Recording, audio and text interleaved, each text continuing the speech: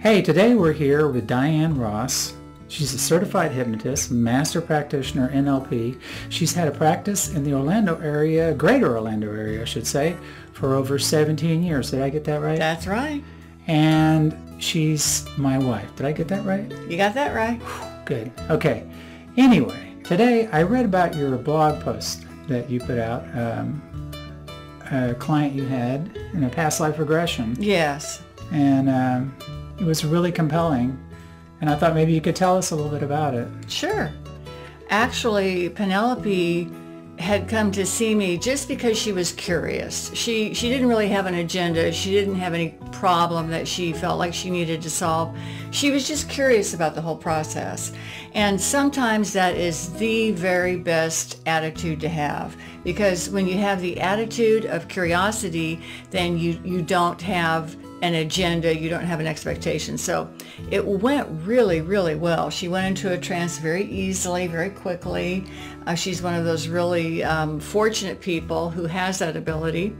And we actually went back to a time in the 1800s, and it was in Great Britain. And what happened was she found out that she was married, and she had a son and a daughter. Her daughter was about 13 and her son was about 9. And then I took her to a significant event in that lifetime, and she immediately started crying and became grief-stricken and told me that her son had become ill and died very suddenly. You know, back then we didn't have antibiotics, we didn't have aspirin.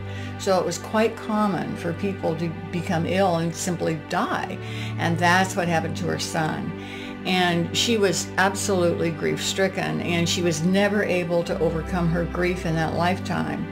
Not only was she not able to overcome her grief in that lifetime, but the really interesting thing about it and how it affected her current lifetime is that a boyfriend that she had had during college, actually it was her fiance, they were off again, on again, and she would not marry him, and she never understood why she wouldn't marry this That's a boyfriend in this lifetime. The boyfriend in this lifetime was her husband in that lifetime. Ah. You see, and what happened is that her unconscious mind associated the grief of losing her son in the previous lifetime with her boyfriend of this lifetime, you see, who was her husband at that lifetime.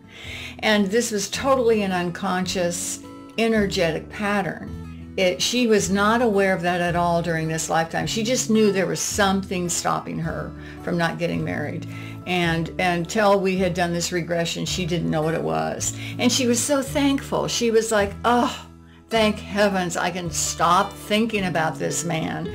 She'd been thinking about this man for every single day, wondering why she was unable to let go of whatever it was so that she could marry him. He actually wound up moving to California, getting married. This is the college student in this lifetime? Yes. The college student in this lifetime actually gave up on her and moved to California, got married, had a family. She, meanwhile, met her current husband, and they actually adopted a boy, a little baby boy. And an interesting thing, too, is that, and we didn't put it together at the time, but looking back on that regression, I can see a possible tie-in with her inability to have children in this lifetime. We didn't address that during the regression, or we didn't talk about it afterwards, but later on it occurred to me that I'm wondering if that's why she was unable to have children in this lifetime, simply because her grief was so great about losing that son that her unconscious mind would not let her make that connection. But the part I found was interesting was the hug thing. Oh, yes, the hug. This is really interesting. I went to bring her out of the regression. She said, no, wait a minute. My husband's hugging me. I want to stay here a little bit longer. And I said, fine, you know. So she stayed there, and in that lifetime they hugged. And that was so meaningful to her, because in those days, people did not show affection. Even husband and wife did not show affection. And so for him to give her that hug, that prolonged hug, was so meaningful to her. And that was the one bit of happiness and comfort, I should say, that she got out of that lifetime was when he hugged her. So I thought that was really, hey, yay. You'd have to wait another lifetime. I don't to have get to wait one. another, we can hug in this You're lifetime. good now. How fantastic is that? That's right. Well, that's a pretty interesting story. Yeah. I mean, I know I see you come home all the time. Diana comes home all the time, and it's like, oh, you can't believe what happened to this client today. Of course, I don't know who it is. It's all confidential.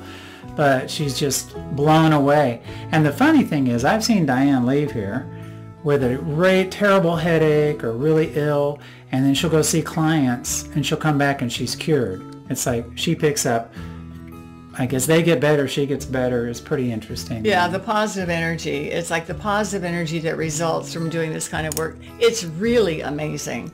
I mean, it is truly phenomenal. I wish everybody could experience it. All right. Well, I think that's it for today. Well, thank you. Thank you for sharing your story, and look for Diane's story on her blog. It's a different take on it. It's a pretty well-written story. I got to edit it a little bit. Yes, you did. So thank you very much. Thank you. Enjoy.